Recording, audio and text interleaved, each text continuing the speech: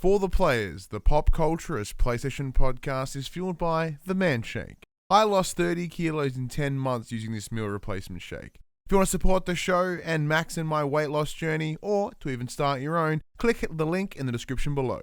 The Man Shake. Real blokes, real results. For the players.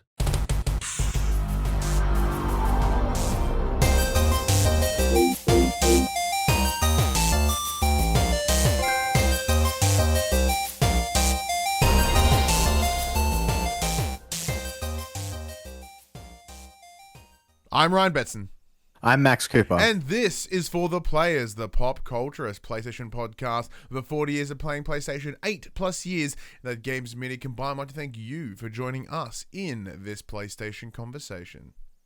This PlayStation conversation happens every Monday morning at 8 a.m. on podcast services, including Apple Podcasts and Spotify, and 9 a.m. on those YouTubes. If you'd like to take part in future conversations with us, come and check out our socials. Facebook, Discord, Instagram, and Twitter, all of those links can be found in the description below. If you want to join us as the conversation happens, head over to twitch.tv/thepopcultures, where you can watch us record this show live, where you can jump in the chat and become part of the show. If you want to support the show, you can. Tell your friends, tell your family about this PlayStation pod.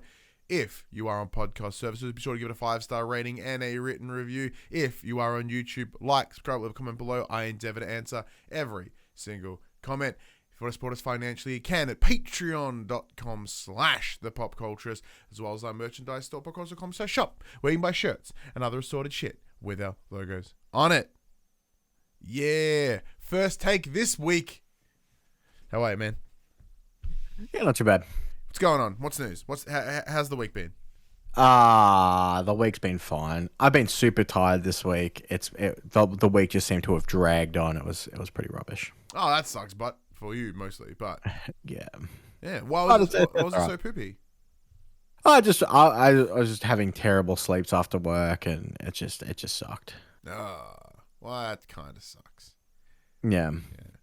But life goes on. Hi everyone. Max is sad this week because he's tired.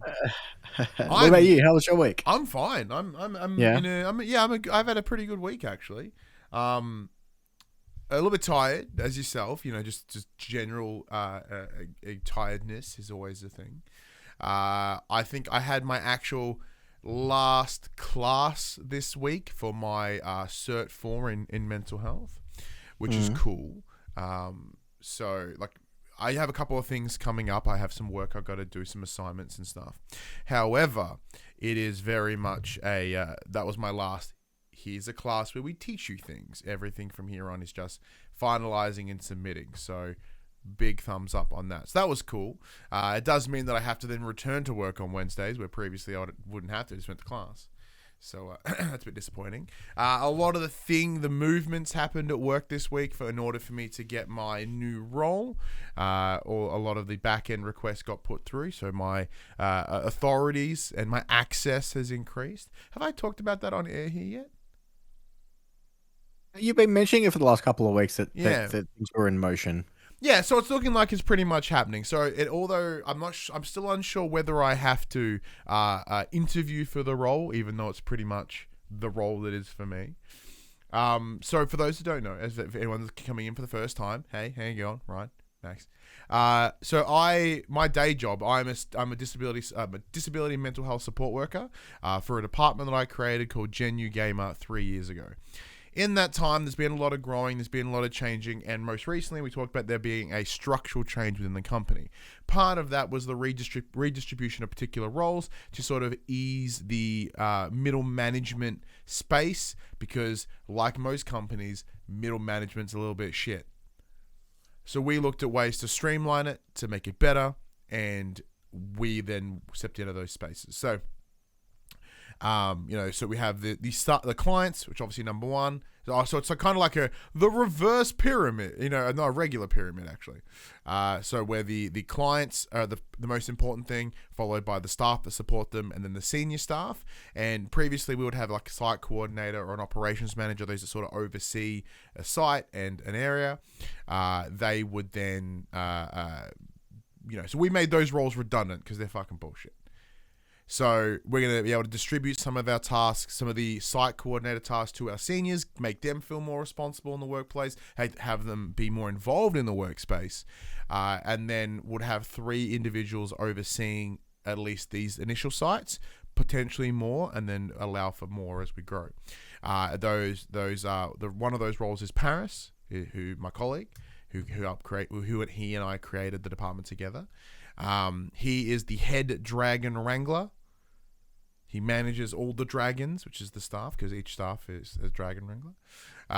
And he's essentially the growth and development, so he'll be overseeing the growth of Gen U Gamer around the state, the country, wherever it takes, while also essentially being the big over the figurehead for it all. Then there is another gentleman so we have a well-being officer, who's essentially someone that isn't a manager, but their entire role is to help staff with their own mental health or with things they may not be coping with, or even clients if they need it. Because one thing that we found is, I'm sure you've already experienced this too, Max, when it comes to management, you either have management that are very good with people, or they're very good with the administration business side of things, right? So if you have one manager, one person to go to, and they can't do both because that shit's near impossible, one of those things falls short, right?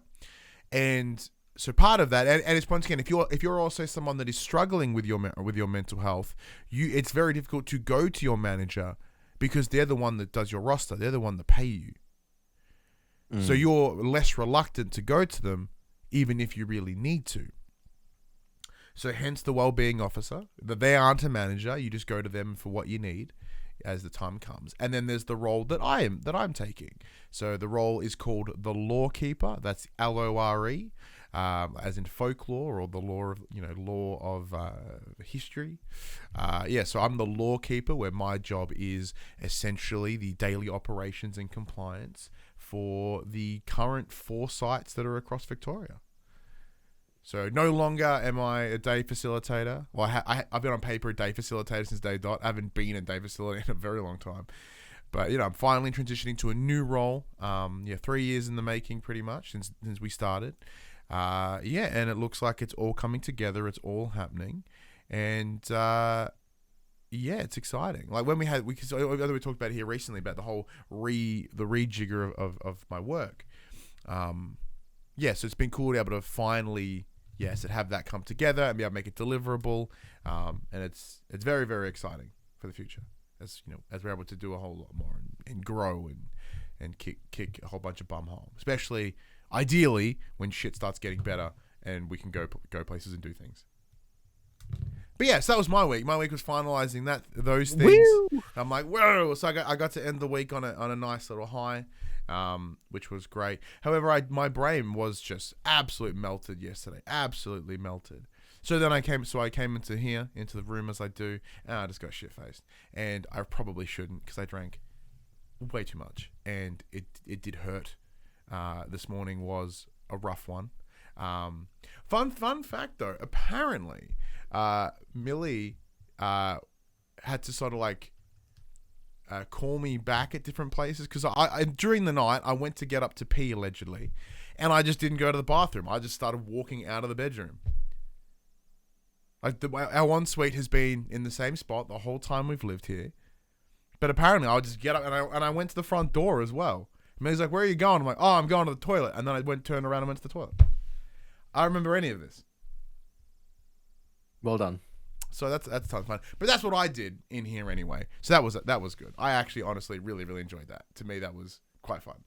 It was good to sort of to chill for a little while and just sort of like the world for a bit in my back room, which was nice. It's it is sort of probably not good to sit in a back room and drink by yourself, but that's what this whole pandemic has been. And until we can go out and do things and see people again, I guess we just have to keep doing it. Well, it sounds far more enjoyable than my night last night. Yeah, your night had projectile vomiting. My morning had a little bit, but like, yeah, it was like a scene from The Exorcist, man. It was scary. So yeah, Max had a sick child. I had a sick evening. It was not the same. Not the same. Anyway, Max, because the other part of the reason was like I just didn't really want to play games. So I did play a little bit of some games yesterday though, because we'll now talk about the games that we've been playing. Thank you to the very kind folk over at Ubisoft Australia. They provided Max and I with a code for Far Cry 6. They provided us the Ultimate Edition, so we'll be able to do all the cool, the season pass stuff with the likes of the other villains like Peyton Min and Joseph Seed and Vass when that does happen. So that'll be very, very exciting. We're playing it on the PS5, as you can imagine. So Max, how much time have you spent with the Far Cry 6? About 2 hours. Yeah, so we did get it yesterday, the day of release. So I probably put 2-ish hours, 3-ish hours in it maybe as well. We're just about to do this one big mission, and I think it gets us off this little island area. So I don't know. That's not really spoilery, but I've spent a couple of hours with the game.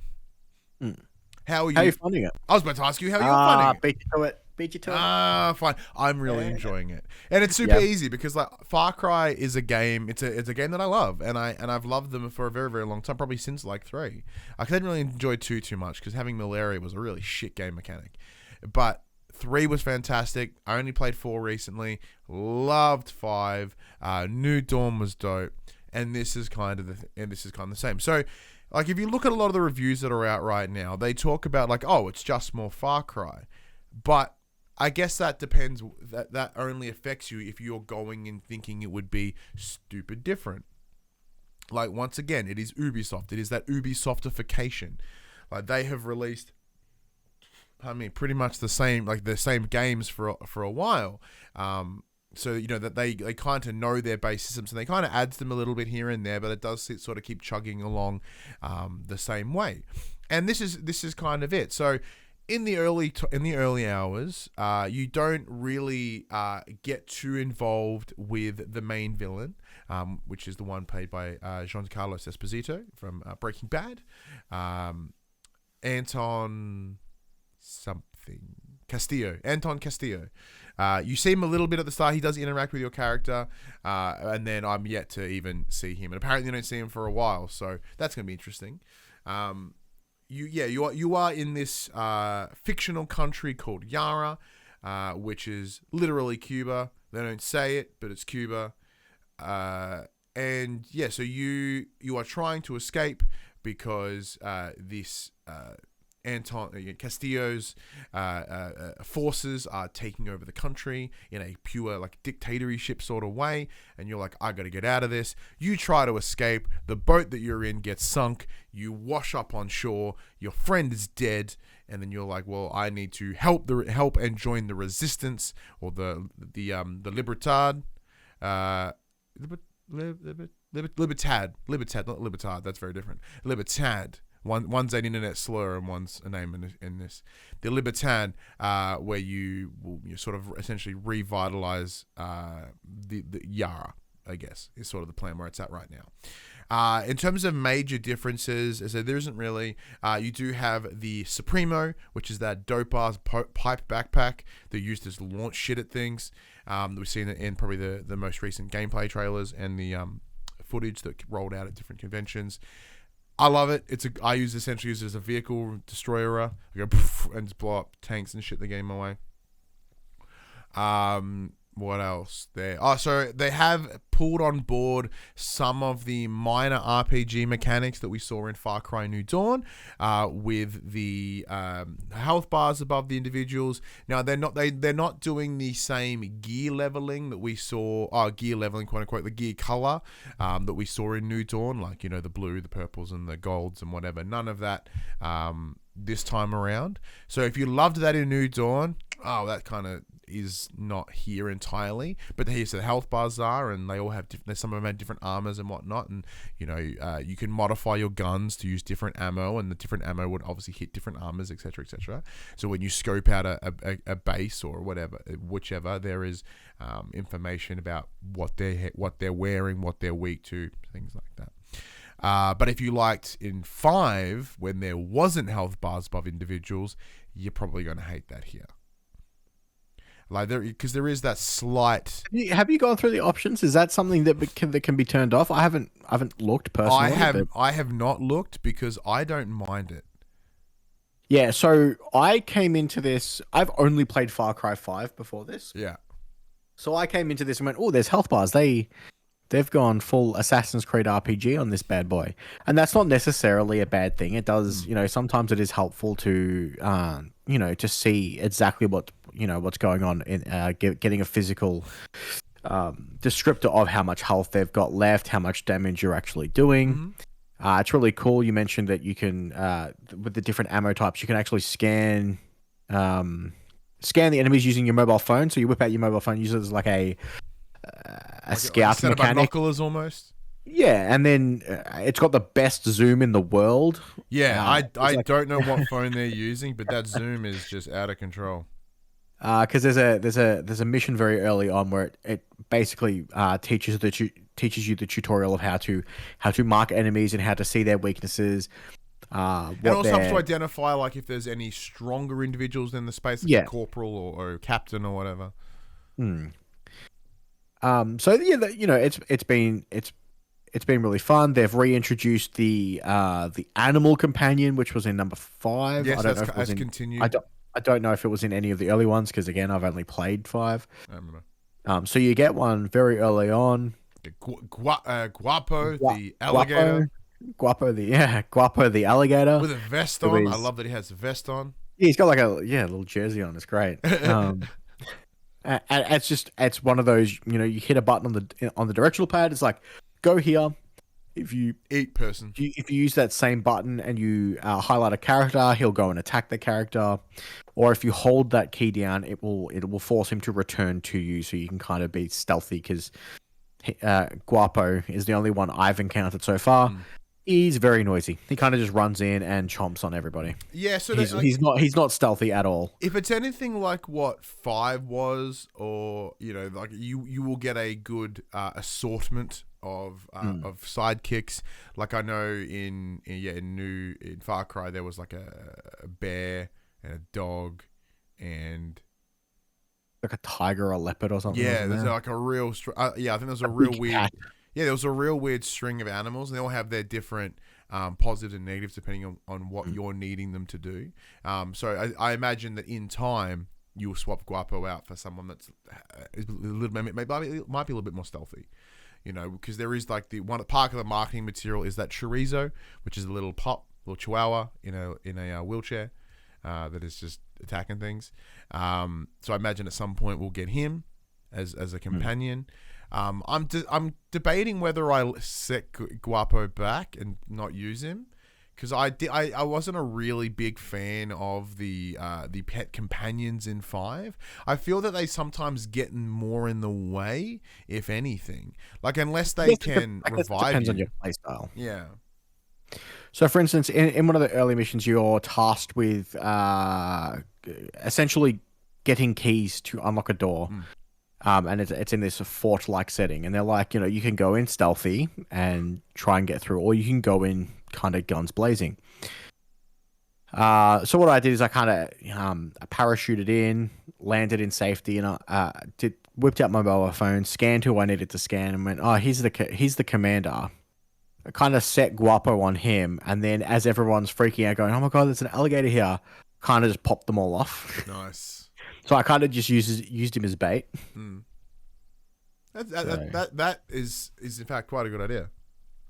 So they can come in handy, but they can also, if you are specifically trying to be stealthy, if you don't force them to stay at a location, they kind of just pop into existence near you, and then he'll be like, it's all right, man, I've got this, and he'll just run off and go kill the closest person. Yeah, it's as you said, I think will reflect very different upon your play style and whether you would use them as the companion. I do believe they can heal you, so I think that's probably the one advantage of them, really. Because I know that like there was a mission where I had to go destroy some tobacco fields, and like I had a companion with me, and they healed. Like it was a gentleman though, it wasn't an animal, and they did revive me. So I imagine this other companion could do the same thing. But yeah, so how's it running for you?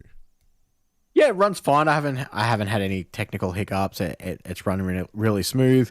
The only thing I don't like, and this is purely a me thing, is riding the horses in first person. Made me feel gross. Yeah. It's very jarring. When I just personally, whenever I'm in a vehicle, be it a horse or a car or whatever, I do like to have it in a third person view. I don't know if I can change that. I haven't really looked into it. I haven't played enough. I don't know. The one funny thing is, if you run into someone on a horse, they kind of just explode in front of you, which is kind of hilarious. So there's horse icons all throughout the island, so you can just jump on a horse. But there's also essentially saddles on pickets, and if there's no horse there, you can summon a horse to that location, so you don't have to run across the island. Because very early on, some of the waypoints are just miles away. Yeah, and I think at least in this first area, because like it isn't very populated, so there's not a lot of traffic. Like it's say when in 5, because they're in Montana, there was just cars everywhere. It was super easy. So I think the idea is, well, like, oh, well, if there's horses available, because they're all terrain, it's probably going to work better to have them there. I mean, there are zip lines everywhere that you have access to fairly early on in the game. Very early on in the game, you also get access to a parachute, so you can kind of just go up somewhere high, jump off, and parachute your way across the island to begin with. It's been really good. The other thing I want to touch upon is, and I know I'm super early in the game, but the weapon crafting system seems incredible, quite in depth. To the point simple where, too, though, which is nice. Yeah, but it's also quite simple. Yeah, you kind of just find scraps and stuff by searching containers and doing all that fun stuff. And it's very much you have to use what you can get. So they're making silencers out of soda cans and oil bottles and stuff. Oil bottles, and you're coating bullets to make them armor penetrating bullets, or and stuff like that. And then there's all the you touched upon it earlier with the Supremo, the big backpacks thing. So I've only got one at the moment, and yeah, similar to you, it's kind of just a big explosive device to use to take out vehicles when they come in force. But from what we've seen through gameplay trailers and stuff, it looks like there's a lot of those. And the easiest way to explain how they work is they're kind of essentially like a super. Once you've used it, it goes down onto a timer. And it will refill over time before you can use it again. It's not something that you can sit there and constantly rely on. It doesn't become that crutch to get you through things. Yeah, which is good. So to go back onto a discussion on how it's performing. So for me, gameplay has been pretty fine. Cutscenes hitchy as shit. Oh, really? Occasionally, yeah. So yeah, once again, running on a PS5 with the HD texture pack on as well, so it's running at that higher resolution, allegedly. There's just been some weird little hitching, a little bit of slowdown in some of the cutscenes, specifically the one where you meet Anton Castillo for the first time. He's talking, it just kind of shit itself a little bit with his mouth. It just kind of froze up for a little minute. That's really interesting. And then when we were on the boat at the start of the game as well. Because I have it installed on the new M2 drive that's in my PlayStation. It's not on the base drive, and I have had no hiccups through anything. So I wonder if that. I don't know. I'm not as fancy as you. I don't have a new SSD for my yeah, well, I needed to because I got sick of deleting stuff off the hard drive. Yeah, my storage wars are over for now. Yeah. Look, we'll have a lot more to say about Far Cry 6 in the coming weeks. Because shit's got real busy, and we would, I guess, once again with it being less than 36 hours since we received the code, about 36 hours since we received the code. So we've actually not had to be able to spend a lot of time with it really, because both working and stuff and whatever. But there you Another game that we did receive a code for this week that, once again, Max and I both did. This was Back for Blood. So big thank to Koch Media, I can never get it right, for that, and Warner Brothers as well. So we also received the Ultimate Edition of that version, which allowed us to play now before the game's release next week. We have neither you or I have jumped into it as of yet. No, I haven't. Once again, we received the code in the afternoon of release day. So yeah, we just haven't been able to line it up, and it is a co-op game. We want to make sure we're playing it together. I think you and I have got some time planned, hopefully, with Paul James from Player 2 and Joel from Anagame. So ideally, we'll get together and have a full squad and see how we go. I imagine you'll lead that because you're better at these co-op games than the three of us. Sorry, it's the hurdle will be we're all parents, and trying to align a time where we're all free is going to be a nightmare. It'll likely be either this evening or tomorrow evening. That'll be the difficulty mode for the game. It's whether or not we can all, carve out some time. Yeah, but we'll check that one out. Are there any other games you checked out this week? Yeah, so we got a code supplied to us for Nickelodeon All-Star Brawl. So thank you to the team at Turn Left Distribution for that one. Yeah, so it is the Smash Brothers-esque version of Nicktoons. We've seen it around the rumblings for a little while. So I haven't jumped into it yet. For me, I'm hoping to play with my kid because I know he'll get a kick out of it. So you, Max, you like your Smash. I do. You know your Smash. So are you coming into this as a Smash connoisseur with a standard that they have to fill? I wouldn't go that far, but it's very hard to not compare the two. Mm-hmm. So I haven't put in much time. I've played for about 45 minutes. I had a few offline battles against CPUs. Tried out a few of the characters. So obviously, there's a lot of the Nickelodeon characters. It's got like Teenage Mutant Ninja Turtles. It's got some of the Thornberries. It's got some Ren and Stimpy characters. It's Ninja Turtles in there. Yeah, Ninja Turtles, all that fun stuff. And so the first thing is the roster is quite small. Yeah. It's only got 2 of the 4 turtles. It's got April. No one else from the Turtles franchise. No Splinter. No. Dude with the hockey mask, whose name I can't think of right now. Yeah. All that fun stuff. Okay. Yeah. And the first thing I noticed, so when you play Smash, there's your neutral attacks and special attacks, and it has that here in a similar sense. So your up special is generally your recovery move. It allows you to jump extra high. Your neutral special is one thing, and your down special is another thing. They don't have, from what I noticed, a lot of the characters don't have an across special. And then in the other sense of, comparing the two, Smash has just one button for normal attacks, and then if you input a direction and the attack button at the same time, it'll do a different attack. And if you hold that down, it will do a smash attack. In this, there seems to be 2 buttons for attacking. One is a standard attack and one is a power attack. There's no... It's like a light and heavy. Yeah, light and heavy, essentially. Which is fine. It takes some getting used to. Not having all the buttons, not having all the attacks in one place, but it does also make things easier for you because you've got a dedicated button for those heavy hitting attacks. So yeah, you could really just spam a bunch of heavies if you really wanted to. Yeah, so it works the same way in Smash. You have a percentage health bar. The higher your percentage gets, the harder you get hit. And it's got all the standard stock battles. So you have a set amount of lives, time battles. And then it's got, again, like Smash Bros, it's hard to not make these comparisons. They've got, each player's got their own themed stage. Mm-hmm.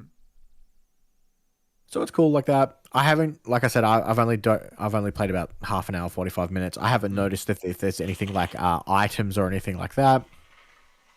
The gameplay is fine, but you can tell that it's very much a Smash game. So when you select your characters, the frames are set up in the exact same way as Smash Bros. So you've got the 4 sections. When you've selected your character, you get that cross section of push start to Brawl. It's exactly the same as where the one in Smash Bros. Do you think it's been done in an homage or a bit of a straight copy? It could be both, and without knowing the team behind it, it's hard to be like, well, this is exactly what they've done.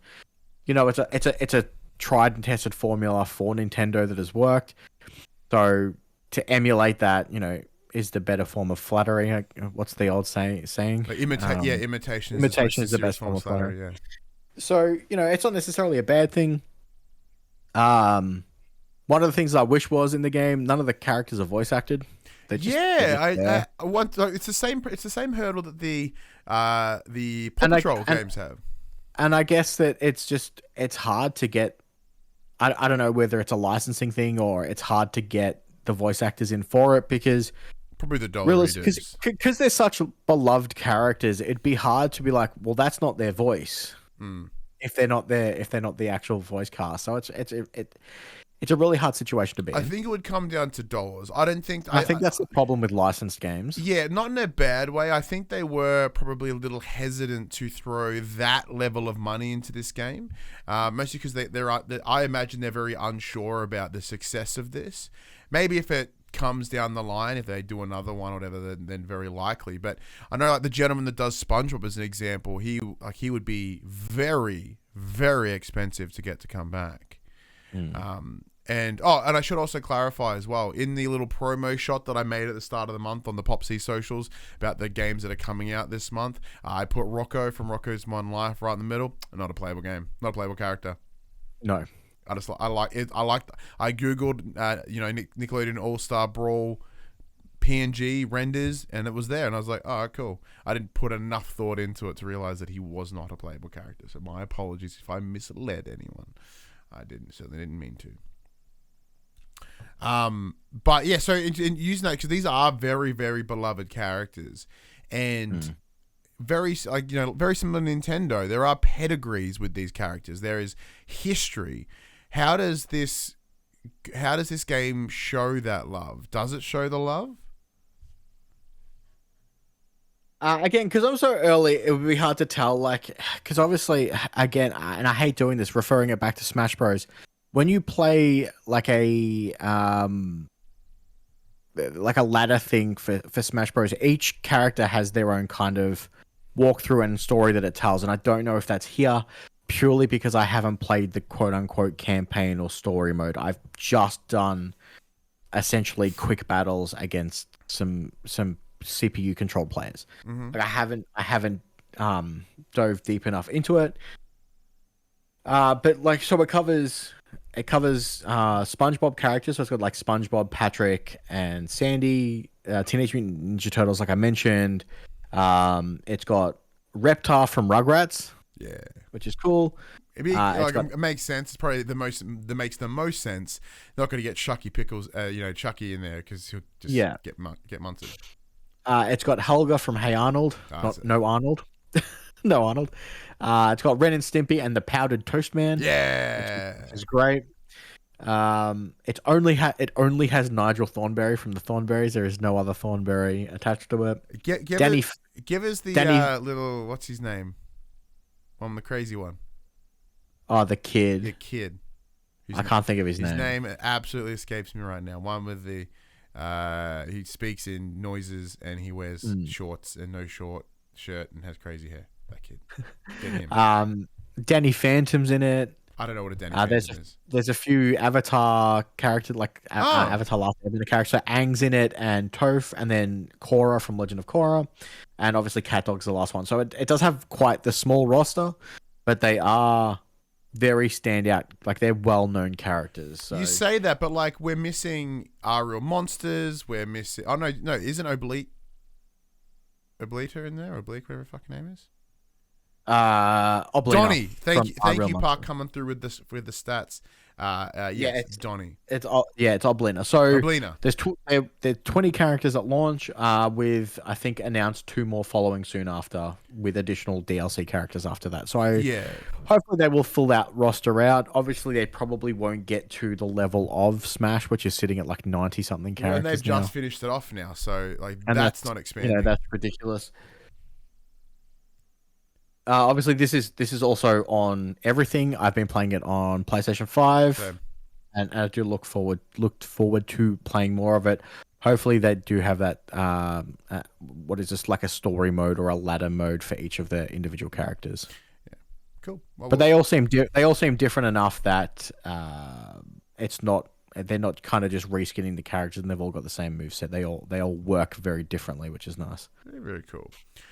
This afternoon, I also jumped into Alan Wake for about half an hour. Game looks great. There are some jank to it, but it looks really good. I'm quite keen to see where that goes because it's a bit of an early setup. So, I'm excited for that. Oh, sorry. Before we jump into any other games, so Magic Car Shane in the chat jumps in and they've said, I feel like they could crowdfund to add more characters and people would jump on.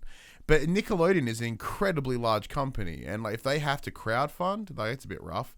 But like I think if the game sells well and there is demand, they are probably more likely to support it and throw more things in there. I think it depends on. I think it depends on what they're charging the team for each of their characters' usage. So yeah, Puck in the chat. Viacom doesn't need the money. I'd agree with that. But Shane also adds, I'd pay for more Korra characters. Give them Varric in a platypus bear outfit. Give me the guys from what was the skateboarding one? That's completely escaped my noggin. But there was a guy called like Squid or whatever. Make it him. Put him in there. He was a cool dude. Get the Angry Beavers in there. Like that's what's needed. iCarly. Sure, we'll get iCarly in there as well. You know, it's like there's so many Nicktoons and that era. Fairly Odd Parents. Yeah, get Fairly Odd Parents in there. Get the fairies in there. That would be dope. Jimmy Neutron would be fun as well. Like, look, there is great potential, and I do think we will see them down the line as they add more characters. Probably in DLC packs. Where's Dora the Explorer? Yeah, I don't think Dora fucking curb stomping people is probably the best image. Like, you know, she comes in with Blue from Blue's Clues and just wrecks dudes. Probably not the best one. Doug. I think Nickelodeon doesn't own Doug anymore from memory. Don't they? I think the rights went to somewhere else. Anyway, yeah, that's or Brawl. We'll probably have more to say that over the coming weeks as well. What else? What else are we checking out? Yeah, Alan Wake played about half an hour, as I said. It looks pretty cool. Keen to see more. It's a great premise setup. I guess coming off the back of In Sound Mind, which I still haven't finished yet, but I have played more of. I've dived a lot heavier into the second area, but it's a bit of a different. It's such a thematic difference to the first one that it's kind of like, oh, okay, well, it's almost have to rethink a little bit as I run through it. But you said you put about half an hour into In Sound Mind. Yeah, it's really cool. Obviously, hearing you talk about it for the last 2 weeks has really been like, game is very good. This out. Yeah, it's very good. The other thing I've been playing is I've put about an hour, no, longer than that. I've played the first chapter of the Death Stranding director's cut. Yeah, so a code was provided to us by PlayStation Australia at release. It just happened to come at a real bad time. I'm so sorry. So I haven't touched it at all. I've installed it and I booted up and I went, yeah. And that was So I've played the first chapter. So when I first played this game, I was playing it on a base PlayStation 4. Yeah. And the game looked amazing then. It looks so much better now. Yeah. Now playing it in 4K looks absolutely fantastic. I honestly don't know how they got so much out of the Decima engine, because this is running on the same thing that Horizon Zero Dawn ran on. Yes, that's correct. And don't get me wrong, Horizon Zero Dawn looks fantastic, but this is just on another level. I haven't encountered any of the new stuff that's been added because I am only in the first chapter. I decided to not pull across my save file, so I've started again from the beginning, and it's just that whole game is such an experience. Like you hit that first cut, like the opening cutscene, and as you start walking, that music kicks in, and it just takes you straight away. It's so, and like we discussed this a couple of years ago when it first came out, because I think it was both myself and your game of the year that year. Sure was 2019, and it is still such a hard game to recommend to other people because it's not so much a game more as it is an experience. Yeah. And that story I feel deserves to be experienced. And I think it can be hindered by what people's interpretation of what a game should be, because this is definitely not that.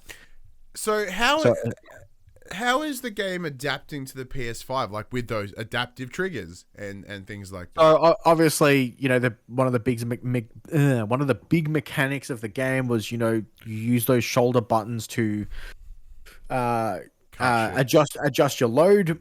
So obviously it's got those adaptive triggers going on. You can feel every single crunch in the ground if you're walking on rocks, on grass. You feel that in the haptic feedback. Other than that, it just, I haven't experienced too much of the new stuff because I am still very early in. Like, does it make it harder for you because in terms because as you push the triggers or whatever, it's like and it's like cranking It's not so, because I haven't carried any like huge loads yet. I haven't had to crank it to so much. It has just had like light resistance so far. Okay, cool. So you've not loaded yourself up too hard. No, I never do. Okay, easy done. I'll see stuff on the ground. They're like, oh, you could pick this up for extra likes, but I could also not do that. Yeah. I can't just leave it. I think they're kind of like, man, we've gone long in terms of games. It's been a busy week for gameplay, and Jesus Christ. So yes, what did we touch upon? We touched upon Far Cry, Back 4 Blood, which we'll get to eventually. We haven't played it yet. Brawl, we got really long into Nickelodeon All-Star Brawl. Alan Wake a little bit, In Sound Mind some more, and Death Stranding. Death Stranding. Man, like it's been a week. Like if you want to hear about games, hot damn. And I played like 20 minutes of the new Call of Duty Zombies map, so gross. Didn't get very far.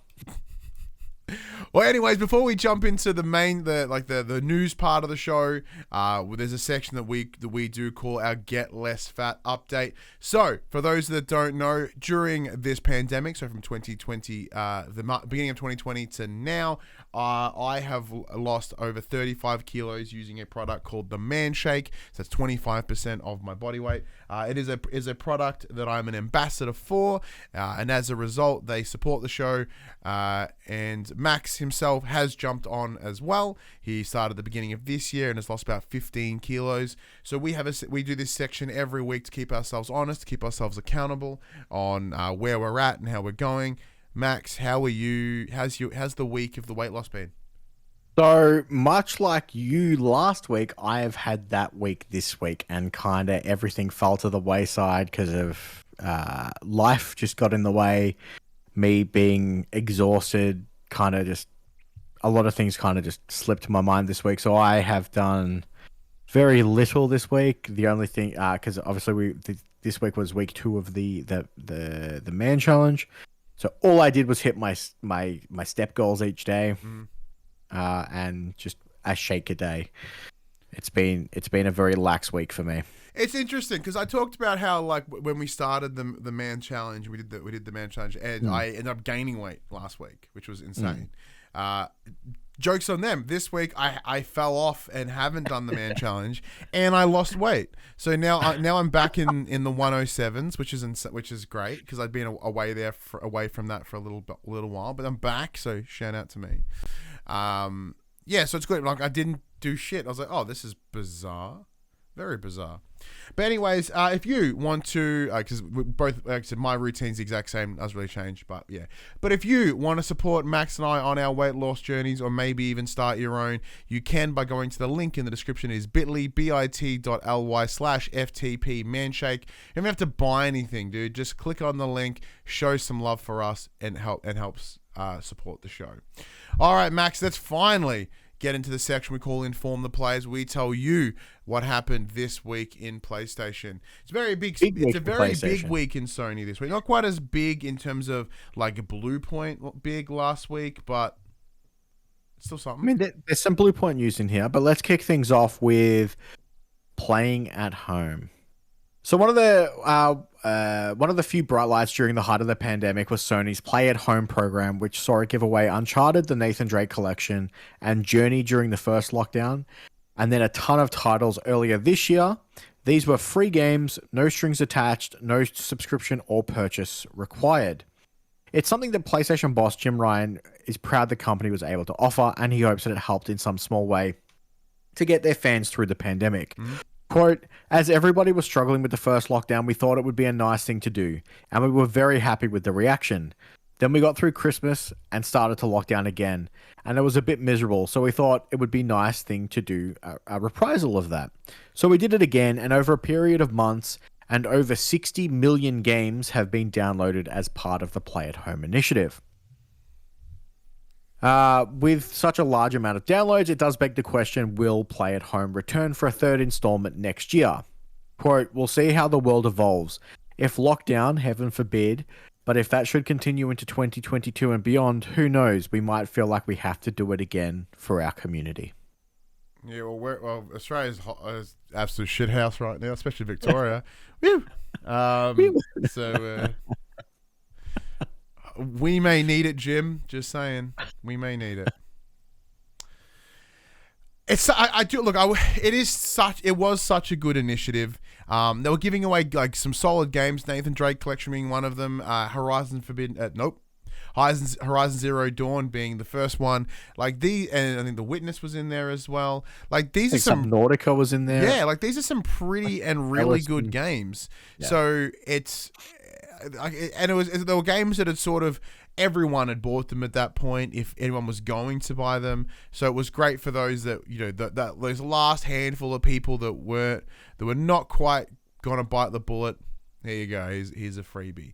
And I said it's one of those things that in that time it was just a good PR move. Like really, really was. In order to be like, hey, we're thinking about you, you're all stuck at home. So rather than go spread around COVID, stay home and play Horizon Zero Dawn, I guess. So cool. I wasn't even mad about that at all. But one thing that Jim Ryan did also talk about, because he was a big old chat, about the PS5 pipeline. So speaking as part of this candid interview with GamesIndustry.biz, PlayStation boss Jim Ryan said that the business is defined by three key attributes. It's games, the community, and the brand. So according to Ryan, Sony's gaming division has always been cool, quote unquote. Wow, you're an old man, Jim Ryan. You're cool, quote unquote. When prompted to describe what makes the PlayStation 5 so desirable, he returned to the most important attribute of all, the exclusives. Quote, the launch lineup was the best we've ever had, and I'd submit the best that any console platform has ever had. He beamed. The work we've done since then is excellent, with Returnal and Ratchet & Clank Rift Apart and MLB The Show 21 for the United States, which is a fine game. Way to fucking bury MLB The Show, dude. The pipeline of games that we have coming is just fantastic. It's by far the strongest we've ever had on any of our consoles. I can't wait to see these games starting to drop. Horizon Forbidden West, God of War Ragnarok, and Gran Turismo 7. Additionally, in the interview, Ryan suggested that he's already thinking about a world where Sony's games aren't gated by the consoles they're available on. Quote, I'd like to see a world where the games that we make at PlayStation can be enjoyed by many, many tens of millions, perhaps hundreds of millions of people, he admitted. Right now, with the existing console model, a really great PlayStation hit, we're talking 10 or 20 million people able to play that game. And if you compare that to the music and music and movies, they can be enjoyed by an almost limitless audience. I think some of the art our studios are making is some of the finest entertainment in the world, and to gate that audience frustrates me. I'd love to see a world where hundreds of millions of people can enjoy those games. Now, I read this very differently, Max. I don't read this as him being like, fucking open up these consoles. I read it as, we want to sell hundreds of millions of PlayStations. Like, it is not, like, because at no point anywhere does he mention the removal of these barriers. All he's essentially saying is, we want people to buy more PlayStation games. And by doing so, they should buy more PlayStations. That is what even though you and I are kind of, our stance varies on the given times, whether these console ecosystems are the right thing or the good thing or the bad thing. But the answer is he's not going to put Sony stuff on other consoles. He just wants people to buy more PlayStations. No, if anything, I think the more likely thing that could happen is similar to what Microsoft are doing and possibly putting Games Pass onto TVs. We're going to get Sony branded TVs that will be usable with a DualSense controller, and you can download a PlayStation title to your TV and play it through. Because there is rumored stuff at the moment that Sony are working towards stuff on the cloud. Look, that's very, very true. And like that's probably the next step, really. Also, thank you to Gaston. Everyone's got a TV, so everyone has smart. Everyone has a mobile. Almost everyone has a TV or a smartphone to be able to do that. So, I guess that is probably sort of the future about having it on TVs and stuff like that. I don't think Sony has the infrastructure at the moment to make that happen. Oh no, not at all. But it would very much be it's not. There is no chance they'd ever put anything on an Xbox sort of thing. So that's fine. But to go with his initial point about the three key attributes of PlayStation are about the games, the community, and the brand. What's your thoughts on those? Do you believe they are the three pillars of PlayStation? I mean, you can see that they do care for their community and they do look after their community. You know, you look at that play at home initiative that they've introduced over the most recent years. To a degree, yes. Obviously, Sony's brand has been the same thing for quite some time. It's a well-known brand. It is arguably a very household known brand. It makes sense. I think more it's focused on. I think of the three pillars, there is one pillar that is quite substantially larger than the other two. They are definitely not equal pillars. No, in any way, shape, or form. But I think more so their exclusives and their community are probably higher up than what their brand is. See, I think it varies, right? I think the Sony brand, the PlayStation brand in and of itself is very strong. Like so much so, like I got that shit tatted on my arm, man. Like where is it? There we go. You know what I mean? Like these that to me, like these symbols are incredibly iconic. They are like Xbox still has like their Xbox logo, and yes, if you know it's Xbox or whatever, but like these are four random shapes that have been assimilated to a company. So much so that the last 2 weeks when Squid Game came out, everyone's like, "Is this a PlayStation thing?" Jokingly, because of that whole similar thing, right? But in terms of games, I do believe that is 100% correct. They do have the games that and those games are backed up from a critical and a critical and a commercial stance, right? Like they do have successes when it comes to their games. The only one that I'm probably a bit on is the community, and I guess probably connects to the brand in some ways as well. I think community, like they do have a sense of community, but I don't think it's nowhere near part of their focus in the same way that Xbox have been doing it recently. In terms of they're really pushing that community engagement, that real customer-driven model, and because that does coincide with the brand as well. Because the PlayStation brand is very strong, and it does have a big spread, and there is a loyalty there by many, many individuals. That brand is also tarnished by their lack of community, because if you look about how they treat their community in a number of ways, and if we use recent examples like how they fought so hard to not have crossplay, And additionally, the shutting down of the stores and what, like the PS3 and the Vita store, etc. Like all these little things, like they tarnish the community and they tarnish the brand. And I think there is a lot that they could do to benefit and bolster that community. And I would argue that in PS4, their community was stronger. I say that right now with the PlayStation 5 being one of the best selling consoles of all time or whatever. But I know, I feel that the conversation around is very different. So in the chat, Buddy goes, like Microsoft and Nintendo both have the brand and the community. See, I would argue Nintendo actually may in fact have those three pillars nailed as a company. Like, then in their first party Nintendo games, most of them are dope and people love them. There is a strong sense of community within the Nintendo fan base, and as a brand, well, Nintendo is one of the big boys. Like, they have characters that are I'd agree with that. So highly connected, and like, Nintendo for many people is a big part of identity and that connecting, because they have a lot of those things that we grew up with, and that is brand loyalty, that is community. So Nintendo may have that beat as well. In the chat, well, interesting.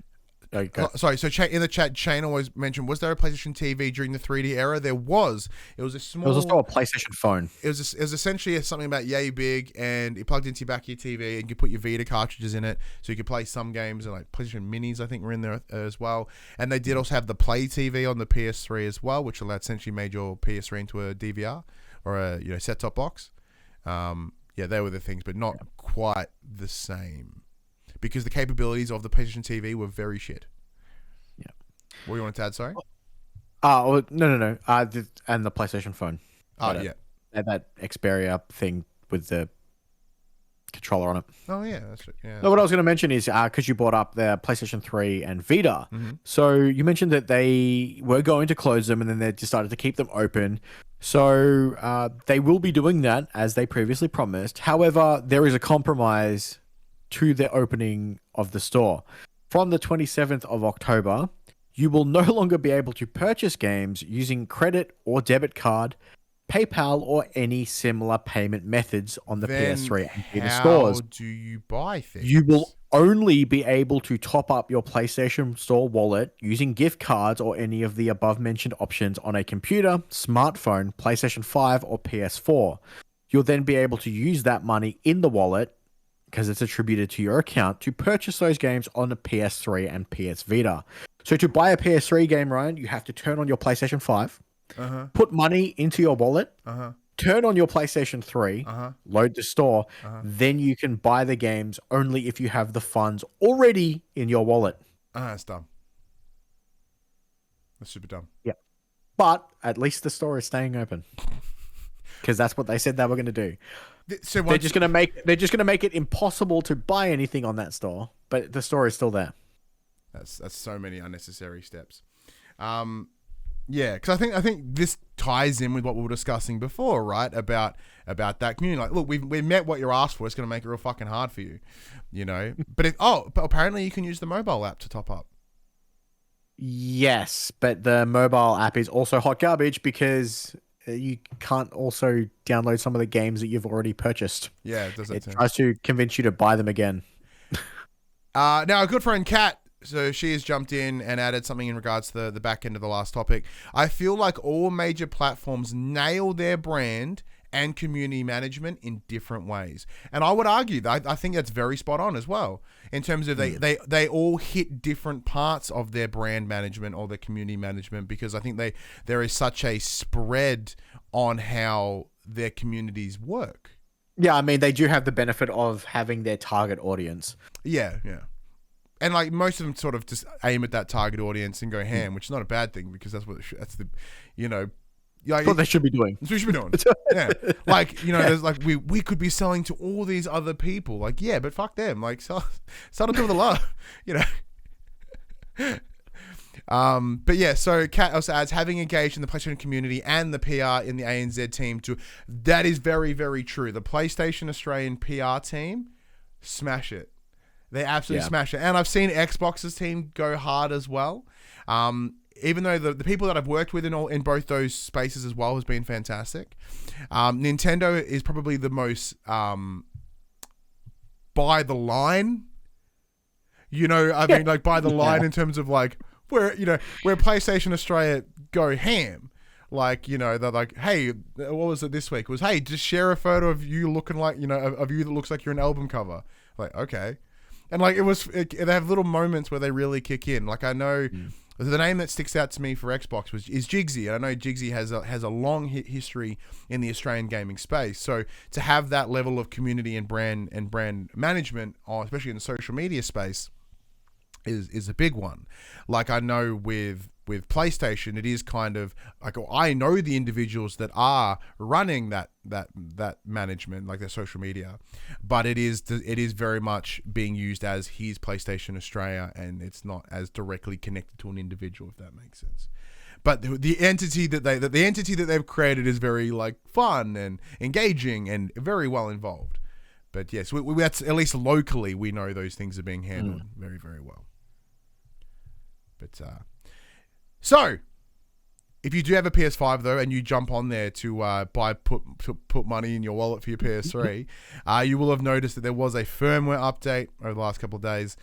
This is hot on the heels of the last big update that unlocked the use of the M.2 drives and some other quality of life improvements. Another PS5 system update hit this week, but everyone hold on to your hats because all it did was more system performance. So it's exactly as you'd expect. No DualSense update came with it. Oh, that's interesting. That I noticed. Yeah. Well, there you go. Very small. There you go. More system updates for you. Not a bad thing. Yesterday, Ryan, a possible remake got leaked. Oh. So yesterday, as a part of a radio interview with Eva McMahon, also known by her stage name Ava, they were chatting about her career. To Vince McMahon of WWE fame. No.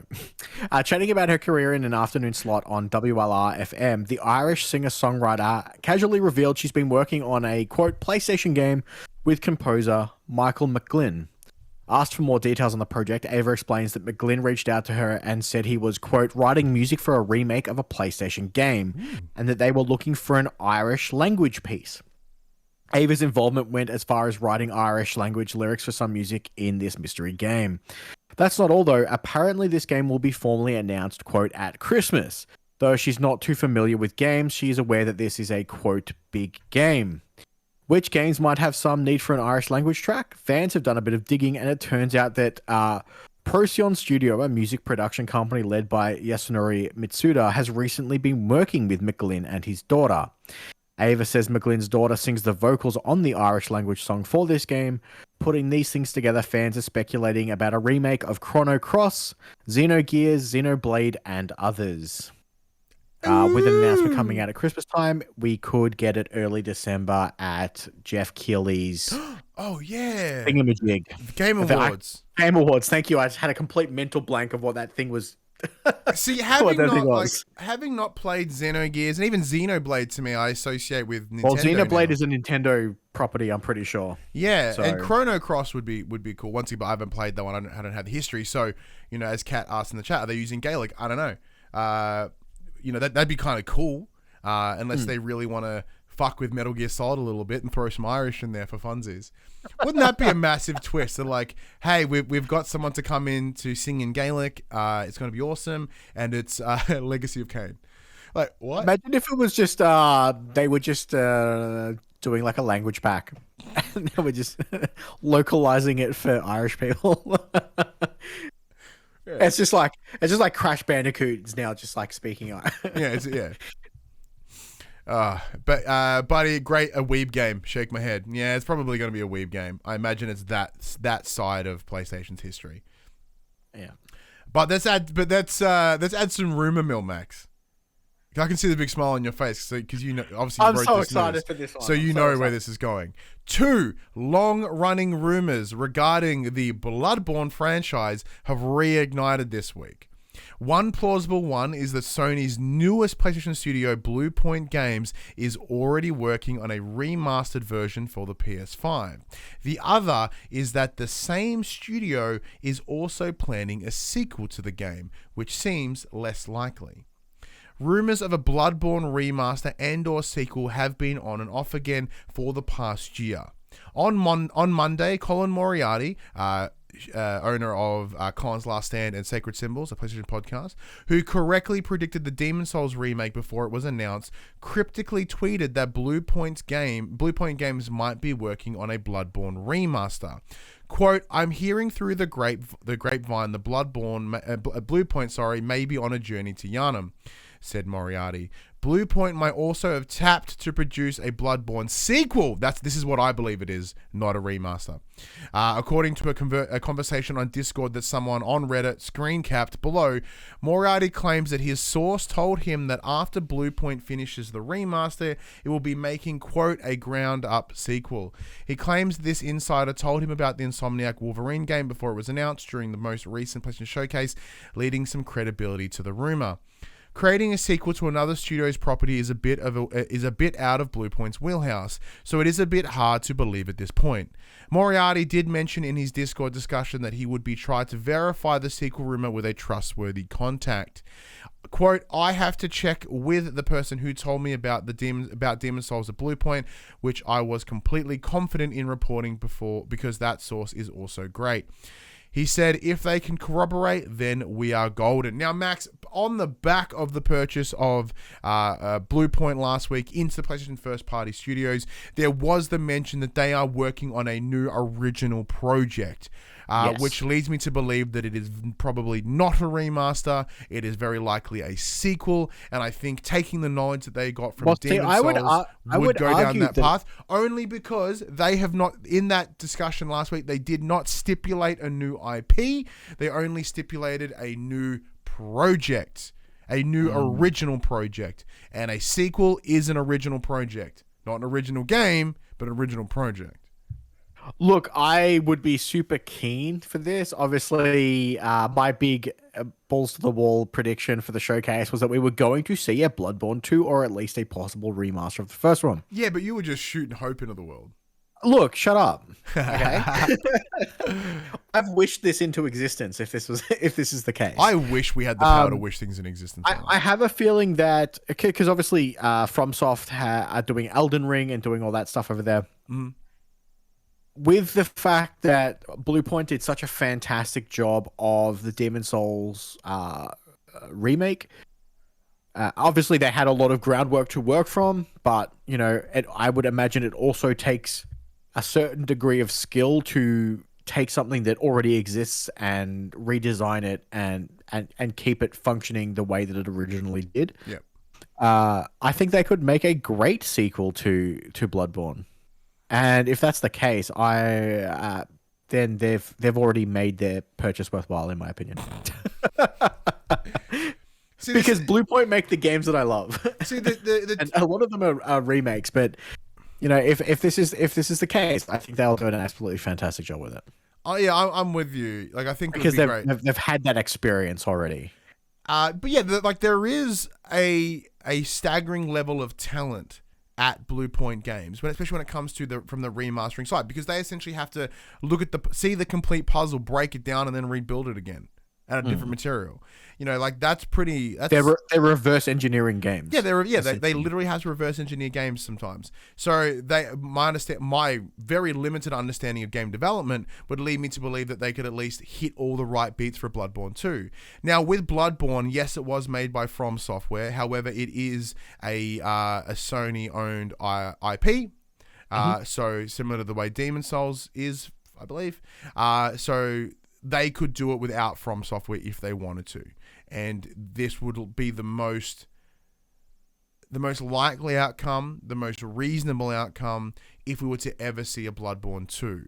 Because I honestly don't see From Software taking the time away to do it just for one platform now that they've seen the success of Dark Souls on other things, as well as Sekiro and Elden Ring when it comes to everything as well. It's going to be a very tough day to lock them back down. I agree. But additionally, the team at Bluepoint is 70 people strong. So them doing multiple shit at the same time is near on impossible. So you've got to take that into account as well. Quick bits, Ryan. Tales of Arise have added free DLC this week, adding 2 new difficulty levels: very easy, the easiest, and the unknown difficulty, which is the hardest. Just fucking random. Just absolute random DLC. Have you chipped away any more of that Tales of Arise? Because that game is kicking your butt in time. Any this week. I've not played any this week. Ooh, what happens when like 30 million games came out this week, and I try and play all of them at once. Yeah. Earlier this week, GTA trophy artwork leaked online, and it turns out today, at time of recording, PlayStation, I believe it was PlayStation Australia, tweeted out that it is official. We are getting the definitive trilogy pack of GTA 3, Vice City, and San Andreas. Yeah, so Rockstar announced overnight, they're like, fine, here it is. And they showed this little trailer which they essentially showed like silhouettes of GTA 3, Vice City, and San Andreas, as you said. Then backing it up with a coming soon. And they've given it the garbage name of the Grand Theft Auto, the trilogy, the definitive edition. What the fuck? But yeah, look, this is pretty cool. There's no date or anything at the moment. There's no real mention around. It looks as if that it is pretty much a modernized version. Like once again, all the information that was touched upon in the previous rumor mill, that it is a remaster. It's very much based within the design of the original, but with some modern tweaks added to it, which I hope is controls, because fuck, the controls need to be upgraded. It's bad. I'm very curious to see what tweaks and changes they make, because it is a bit rough to go back and play. And lastly, GT7 has its first official technical partner in I believe, an Italian company, Brembo. They make brakes. So you can find Brembo brakes all through the GT7. Fuck yes. Go them. I'm like, if I had to go with them standard companies that make brakes, like the other ones that I'm not aware of right now. But before we jump into the top 10 best-selling games of the week from in Australia, the Mullet Show has resubbed for his 43rd month in a row. And they said, he goes, everyone, we want GTA 6. Rockstar, here's a second GTA 3 and 2 threes a 6. There you go in your fucking face. So here are the top 10 best-selling games on the PlayStation 4 for the week ending the 3rd of October. They are as follows. Number 10, Crash Bandicoot 4, It's About Time.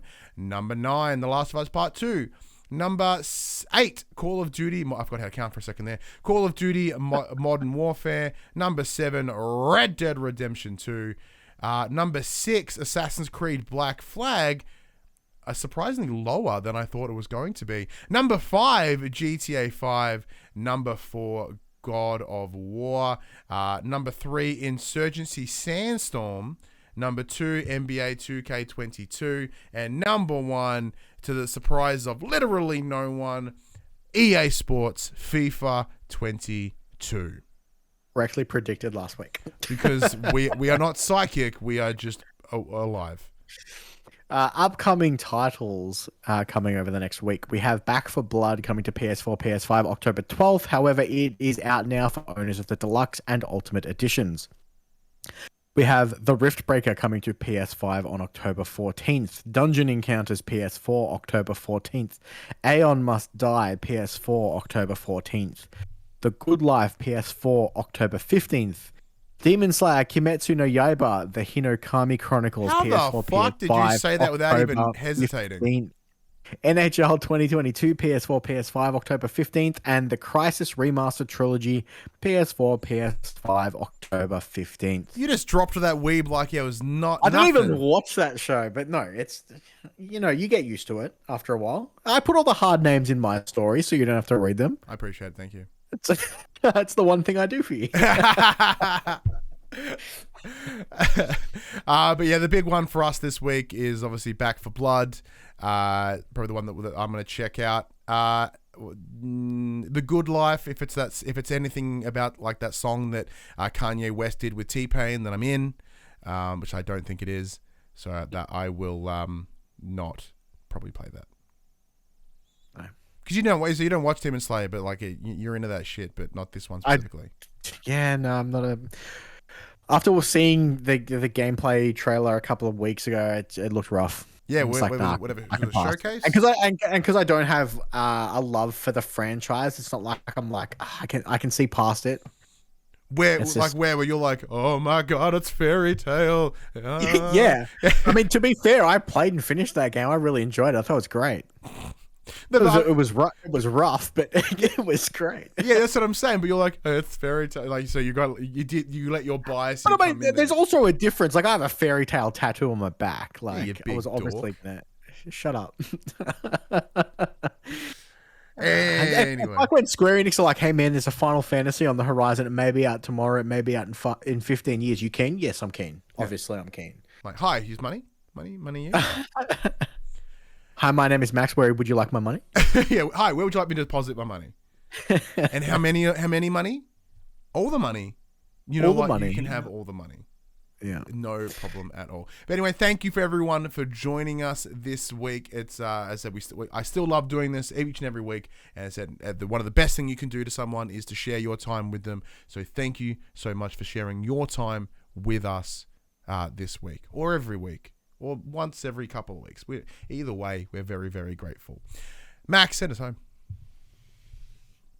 Oh yeah, cool. Sorry, I had a bit of a blank there. Nice. This PlayStation conversation happens every Monday morning at 8 a.m. on podcast services, including Apple Podcasts and Spotify, and 9 a.m. on those YouTubes. If you'd like to take part in future conversations with us, come and check out our socials. Facebook, Discord, Instagram, and Twitter. All of those links can be found in the description below. If you want to join us as the conversation happens, head over to twitch.tv/thepopcultures, where you can watch us record this show live, where you can jump in the chat and become part of the show like a lovely group of people have today.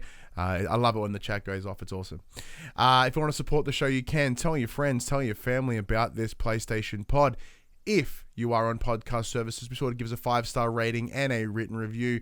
If you are on YouTube, be sure to like, subscribe, leave a comment below. I endeavor to answer every single comment. If you want to support us financially, you can at patreon.com/thepopculturist, as well as our merchandise store, popculturist.com/shop, where you can buy shirts and other assorted shit with our logos on it. But until next week, I'm Ryan Betson. I'm Max Cooper. And that was For the Players. You know, like I did like hit up Ubisoft Australia this week for like, you know, they do those budgie smugglers, but like, you know, with the Far Cry 6 themes on them. They do Far Cry 6 TikToks. Is that what you're telling me? Yeah, they totally do. And I was like, hey, I've got you know, weight loss. You're just like, I have a penis. Can I have weight loss confidence. Can you please send me?